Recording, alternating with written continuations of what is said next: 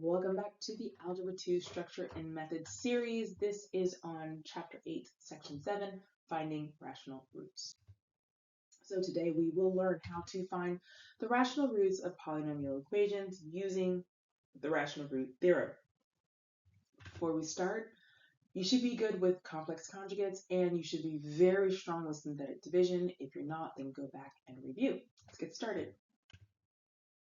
For the first part of our warm-up, we need to find the number of possible positive, negative, and imaginary roots for each of the polynomials below.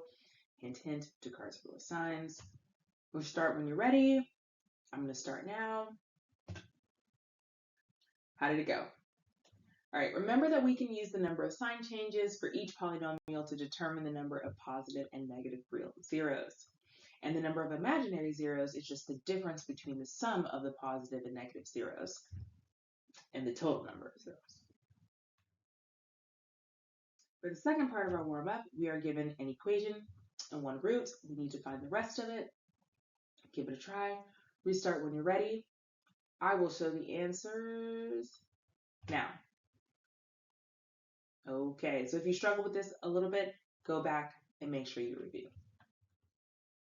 So in previous lessons, we learned some useful theorems about the nature of polynomial equations and their roots. Let's see how well you remember them. Descartes' rule of signs helps us determine the number of positive and negative real roots using the number of sign changes in p of x and p of negative x. The conjugate root theorem tells us that conjugate roots come in pairs. The remainder theorem helps us evaluate a complicated polynomial by using synthetic division. And the factor theorem tells us basically that if you have a zero of a polynomial, you also have a factor of a polynomial and vice versa. If we combine these theorems with our next theorem, we can fully factor polynomials of very high degrees. So suppose we have a polynomial equation and it has a zero in the form h over k. H and k are relatively prime. And what I mean by relatively prime is that it's a fully reduced fraction. Then the numerator h has to be a factor of the constant term of the polynomial, and k has to be a factor of the coefficient of the highest term of the polynomial. For example, if p of x equals 6x cubed plus 8x squared minus 7x minus 3 equals 0, then its roots must be in the form of x equals the factors of -3 over factors of 6. This basically helps us come up with all possible roots, and then we can use the theorems we learned before to narrow it down. So let's take a closer look at how to apply the theorem. For 6, this is the same example we were just talking about, same equation. So I have my factors of -3 plus minus 1 plus minus 3, and then my factors of 6 plus minus 1, 2, 3, and 6. I put the plus minus out front, and then I list all of the factors. So my factors in my numerator and my factors in my denominator. Now to turn this into a set of rational roots, I cycle through my numerator with each possible denominator. So watch.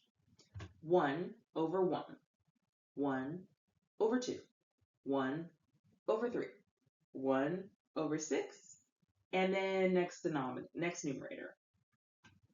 3 over 1, 3 over 2, 3 over 3, and 3 over 6. Then I have to go back through and make sure I don't have any duplicates.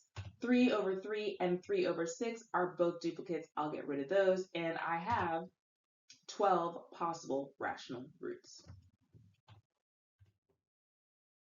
So let's solve a complete equation together. Take your time with this. These are a bit complicated. My first step is to find all possible rational roots. I'm going to break down the factors of -9 over the factors of 2, and I have 12 possible rational roots. I just will number that. Now that I have my possible roots, I need to use synthetic division or long division to test them. So where should we start?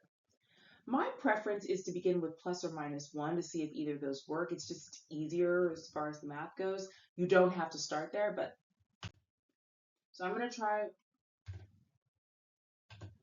-1. Okay, With my synthetic division, I can see my remainder is negative 20, so this is not a root. Remember, my remainder must be 0. I'm going to try it with x equals 1.